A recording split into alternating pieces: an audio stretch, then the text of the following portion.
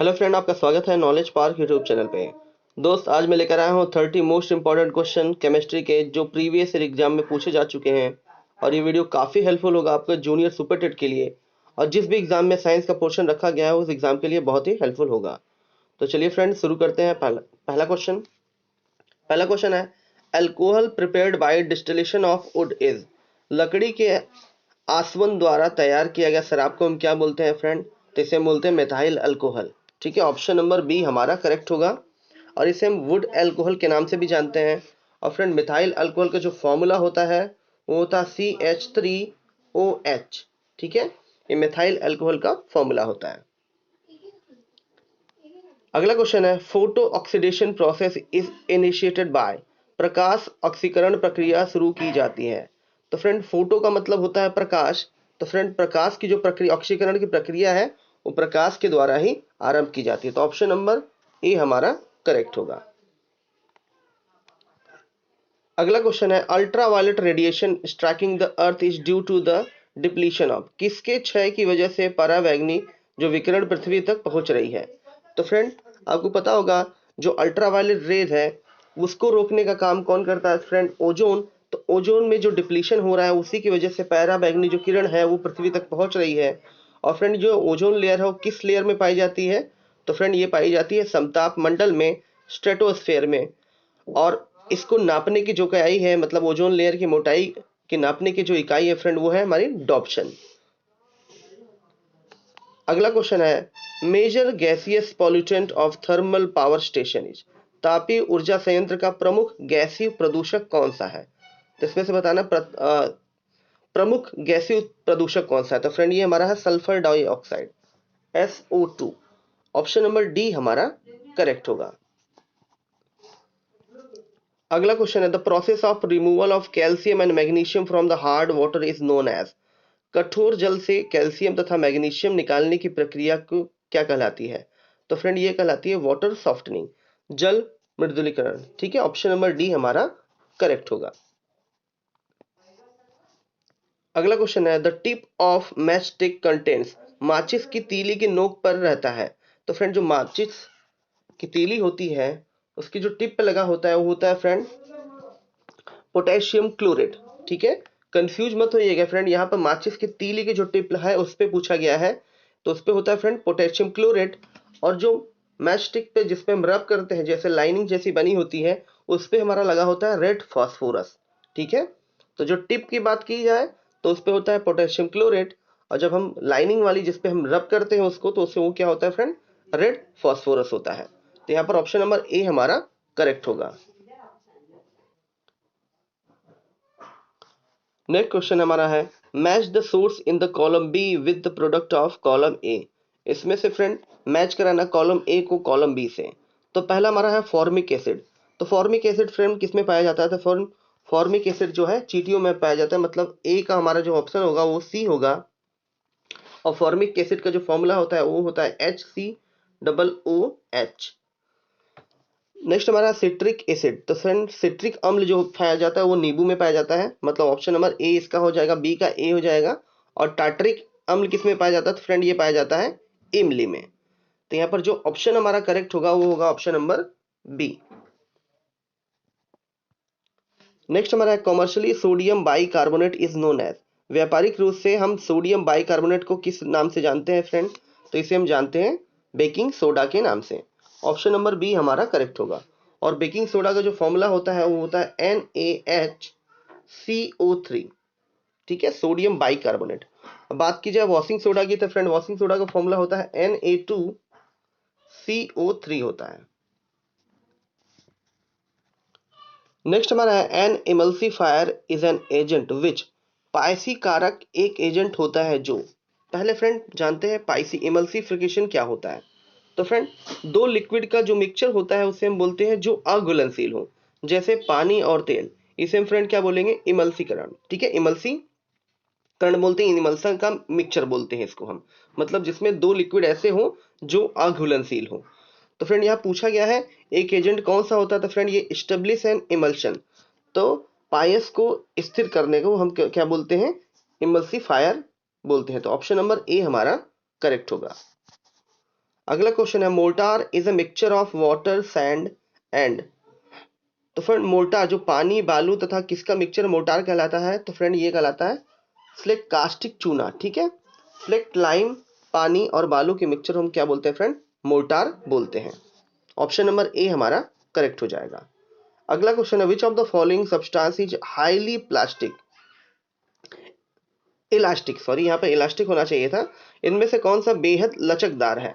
तो फ्रेंड यहाँ पर जो हमारा क्ले है इन सब में वो सबसे ज्यादा क्या है, इलास्टिक है। ठीक है, सबसे ज्यादा लचकदार कौन सा है इसमें, क्ले हमारा, चिकनी मिट्टी। नेक्स्ट क्वेश्चन हमारा है national chemical laboratory India is located at. राष्ट्रीय जो हमारा रसायन प्रयोगशाला है कहाँ पर स्थित है, तो फ्रेंड ये हमारा स्थित है पुणे में। ऑप्शन नंबर डी करेक्ट होगा, ये कई बार एग्जाम में पूछा जा चुका है फ्रेंड। अगला क्वेश्चन है N atomic clock is based on the transition in. एक परमाणु घड़ी किसके संक्रमण पर आधारित होती है, तो फ्रेंड ये होती है सीजियम। ठीक है, ऑप्शन नंबर बी हमारा करेक्ट होगा। नेक्स्ट हमारा है carbon monoxide is inflammable gas which of the following is also inflammable gas. Carbon monoxide एक ज्वलनशील गैस है फ्रेंड, इनमें से बताना है कौन सा एक ज्वलनशील गैस है। क्या हीलियम है, नाइट्रोजन है, ऑक्सीजन या हाइड्रोजन। तो फ्रेंड हाइड्रोजन जो हमारा है एक इनफ्लेमेबल गैस है। ऑप्शन नंबर डी हमारा करेक्ट हो जाएगा। अगला क्वेश्चन है which of the following table does not react with water to produce hydrogen. इनमें से बताना है कौन सा ऐसा मेटल है फ्रेंड जो पानी के साथ रिएक्शन करने के बाद हाइड्रोजन प्रोड्यूस नहीं करेगा। क्या पोटेशियम, कैडमियम, सोडियम या लिथियम। तो फ्रेंड हाइड्रोजन से ऊपर जितने भी मेटल होते हैं रिएक्टिविटी सीरीज में वो सभी पानी के साथ रिएक्शन करके हाइड्रोजन का फॉर्मेशन करते हैं। तो फ्रेंड इसमें जो हमारा होगा कैडमियम जो होगा वो वाटर के साथ रिएक्शन करके हाइड्रोजन का फॉर्मेशन नहीं करेगा। बाकी पोटेशियम, सोडियम और लिथियम, ठीक है, ये सभी क्या करते हैं, कोल्ड वाटर के साथ ही रिएक्ट करके हाइड्रोजन का फॉर्मेशन करते हैं, बिकॉज ये रिएक्टिविटी सीरीज में क्या होते हैं, ऊपर होते हैं ये। अगला क्वेश्चन है ओजोन कंसिस्ट ऑफ, ओजोन में शामिल होता है। तो फ्रेंड ओजोन में केवल और केवल ऑक्सीजन हमारा शामिल होता है। ओजोन का जो फॉर्मूला होता है O3। ठीक है, ऑक्सीजन के 3 मॉलिक्यूल मिल करके ओजोन का फॉर्मेशन करते हैं। अगला क्वेश्चन है one of the constituent of tear gas is, आंसू गैस का एक घटक इसमें से कौन सा है। तो फ्रेंड बताना है इसमें से आंसू गैस का एक घटक कौन सा है। तो फ्रेंड ये हमारा है क्लोरोपिक्रीन। ऑप्शन नंबर डी हमारा करेक्ट होगा। क्लोरोपिक्रीन जो होता है वो आंसू गैस का एक मेन कंस्टिट्यूएंट है। अगला क्वेश्चन है the function of sedimentation tank in sewage treatment is. मल जल उपचार में जो विगात टंकी का कार्य क्या होता है। तो फ्रेंड जो सीवेज का वाटर होता है पहले उसे क्या करते हैं, फिल्टर करते हैं, उसके बाद जो हैवी पार्टिकल बचे रहते हैं उसको हम क्या कर देते हैं फ्रेंड, क्या सेडिमेंटल कहते हैं। ठीक है, सेडिमेंटेशन प्रोसेस के द्वारा जो हैवी पार्टिकल होते हैं उनको हम क्या करते हैं, नीचे बैठ जाते हैं। सेडिमेंटेशन प्रोसेस क्या होता है फ्रेंड, जैसे कोई टंकी है, इसमें जो हैवी पार्टिकल्स होंगे कुछ देर के बाद क्या हो गए, सेटल डाउन हो जाएंगे। इसी प्रोसेस को हम क्या बोलते हैं, सेडिमेंटेशन। तो फ्रेंड इसमें होगा option number D removal of suspended solid particle. ठीक है, ऑप्शन नंबर डी हमारा करेक्ट हो जाएगा। अगला क्वेश्चन है the two metal ion that cause hardness to water. दो धातु आयन जो जल की कठोरता बनाए रखते हैं। तो फ्रेंड जल की कठोरता इसमें से किन की वजह से होता है, तो फ्रेंड ये होता है कैल्शियम और मैग्नीशियम के आयन की वजह से। ठीक है, तो ऑप्शन नंबर ए हमारा करेक्ट होगा। अगला क्वेश्चन है the substance used an antifreeze in the radiator of automobile. वाहनों के रेडिएटर में हिम निरोधी के रूप में प्रयुक्त कौन सा किया जाता है फ्रेंड। तो ये किया जाता है फ्रेंड मिथाइल अल्कोहल तथा H2O। ठीक है, मिथाइल अल्कोहल और वाटर का यूज करते हैं हम एंटी फ्रीजिंग एजेंट की तरह। तो ऑप्शन नंबर ए हमारा करेक्ट हो जाएगा। नेक्स्ट हमारा है the liquid waste from kitchen and bath of resistant in known as.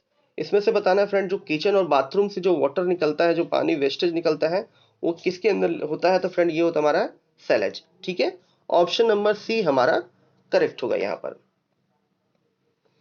और जो फ्रेंड हमारा क्या बोलते हैं टॉयलेट से निकलता है उसे हम क्या बोलते हैं फ्रेंड, बोलते हैं फ्रेंड सैनिटरी वेस्टेज के नाम से हम जानते हैं, ठीक है। अगला क्वेश्चन है which of the following metal from an amalgam with other metal, इनमें से बताना है फ्रेंड कौन सी ऐसी धातु है जो अमलगम का फॉर्मेशन करती है। तो फ्रेंड अमलगम में जो मेन पार्ट होता है वो कौन सा होता है, पारा, ठीक है। निम्न में से कौन सी धातु अन्य धातुओं के साथ मिश्र धातु बनाती है जिसको हम फ्रेंड अमलगम बोलते हैं। तो फ्रेंड ये हमारा है पारा।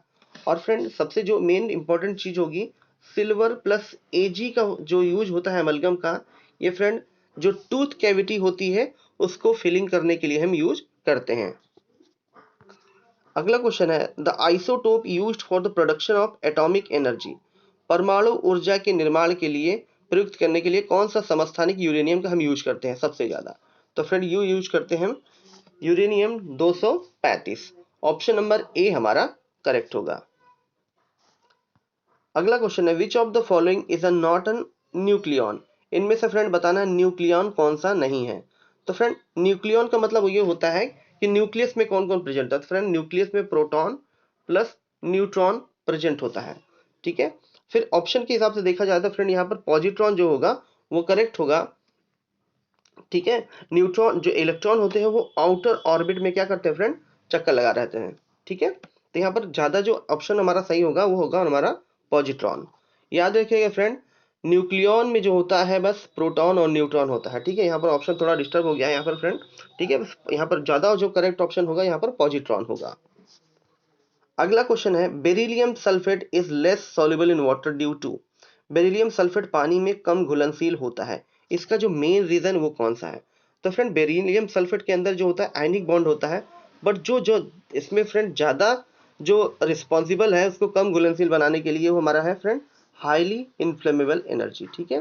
बेरिलियम सल्फेट एक क्या है, हाईली इन्फ्लेमेबल एनर्जी होती है इसके अंदर, ये इसलिए कम घुलनशील होता है, ठीक है। अगर ये ऑप्शन में नहीं दिखाई दे तो फ्रेंड उसके बाद हम क्या मानेंगे, आयनिक बॉन्ड, ठीक है। बेरिलियम सल्फेट एक क्या है, इनऑर्गेनिक कंपाउंड है और इनऑर्गेनिक कंपाउंड जो होते हैं पानी में कम घुलनशील होते हैं। अगला क्वेश्चन है what is the name of system which is used radio activity to decide the period of material to prehistoric period, उस प्रणाली का नाम बताइए जो प्राग ऐतिहासिक काल की सामग्रियों की अवधि निर्धारण के लिए आयु बताने के लिए यूज करते हैं। तो फ्रेंड ये हम यूज करते हैं कार्बन डेटिंग का, कार्बन 14 का यूज करते हैं फ्रेंड पुरानी चीजों की आयु को निर्धारण करने के लिए, ठीक है। तो ऑप्शन नंबर सी हमारा करेक्ट हो जाएगा। अगला क्वेश्चन है cement is made hard with, cement को किसकी सहायता से कठोर बनाया जाता है। तो फ्रेंड सीमेंट को हम hydration and dissociation of water जो होता है जल का योजन तथा जल का वियोजन की वजह से जो सीमेंट होता है वो हार्ड होता है। तो ऑप्शन नंबर बी हमारा करेक्ट हो जाएगा। अगला क्वेश्चन है which among the following is carbohydrate, इसमें से फ्रेंड बताना है कौन सा कार्बोहाइड्रेट है। तो फ्रेंड जो शुगर है वो एक कार्बोहाइड्रेट का एग्जाम्पल है, ठीक है। शुगर केन है हमारा गन्ना की चीनी, वो क्या है, एक कार्बोहाइड्रेट है। तो ऑप्शन नंबर बी हमारा करेक्ट हो जाएगा। अगला क्वेश्चन है which of the following state maximum iron ore is found, निम्न में से किस अवस्था में अधिकतम लौह अयस्क पाया जाता है। तो फ्रेंड पहले जान लेते हैं अयस्क क्या होते हैं फ्रेंड, मतलब ऐसा एक पत्थर जिसके अंदर किसी भी मेटल की प्रचुर मात्रा होती है, इसे हम फ्रेंड बोलते हैं उस मेटल का ओर बोलते हैं, ठीक है। तो फ्रेंड यहाँ पर जो पॉपुलर दो और होते हैं लौह के वो हमारे हैं हेमेटाइट और मैग्नेटाइट, ठीक है। तो हेमेटाइट का जो फॉर्मूला होता है फ्रेंड वो होता है Fe2O3 और मैग्नेटाइट का जो फॉर्मूला होता है वो होता है Fe3O4। तो फ्रेंड जो प्रचुर मात्रा में पाया जाता है मैक्सिमम में वो हमारा होता है हेमेटाइट Fe2O3। तो ऑप्शन नंबर बी हमारा करेक्ट होगा। लास्ट क्वेश्चन हमारा फ्रेंड है all the four quantum number of two electron in an atom are not the same it the law of, एक परमाणु के दो इलेक्ट्रॉन जो होते हैं फ्रेंड सभी क्वांटम संख्याएं समान नहीं हो सकती हैं, ऐसा किस नियम के द्वारा बताया गया था। तो फ्रेंड ये बताया गया था पाउली के exclusive principle of Pauli, Pauli ने बताया था फ्रेंड कि जो चारों क्वांटम नंबर होते हैं वो कभी भी सेम नहीं हो सकते हैं। अगर तीन क्वांटम नंबर सेम होंगे तो फ्रेंड जो लास्ट क्वांटम नंबर होगा जिसे हम स्पिन क्वांटम नंबर के बोलते हैं, ठीक है। जैसे हमें इलेक्ट्रॉन का फिलिंग करना होगा, ठीक है, तो पहले सिंगल सिंगल इलेक्ट्रॉन का फिलिंग करते हैं, ठीक है, उसके बाद हम क्या करते हैं, अगले इलेक्ट्रॉन पे फिलिंग करते हैं। ठीक है, मतलब एक हमारा जो बॉक्स होगा उसमें जो स्पिन क्वांटम नंबर होगा वो कभी भी सेम नहीं हो सकता। तो फ्रेंड अगर एक प्लस हाफ होगा तो दूसरा माइनस हाफ होगा। तो चारों क्वांटम नंबर कौन कौन से होते हैं फ्रेंड? पहला हमारा होता है प्रिंसिपल क्वांटम नंबर, सेकंड होता है हमारा एंगुलर क्वांटम नंबर, थर्ड हमारा होता है magnetic quantum number and fourth हमारा होता है स्पिन क्वांटम नंबर। अगर तीनों ऊपर के सेम हो सकते हैं बट जो हमारा लास्ट वाला है स्पिन क्वांटम नंबर वो फ्रेंड कभी भी सेम नहीं हो सकता है। ऐसा किस प्रिंसिपल ने बताया था? तो फ्रेंड किस प्रिंसिपल के द्वारा ये बताया गया था? तो फ्रेंड ये बताया गया था पाउली के नियम के द्वारा। तो फ्रेंड यहाँ पर ऑप्शन नंबर बी हमारा करेक्ट होगा। फ्रेंड ये आपको वीडियो कैसा लगा कमेंट बॉक्स में जरूर बताइएगा। साथ ही साथ अपने दोस्तों के साथ इस वीडियो को शेयर कीजिए।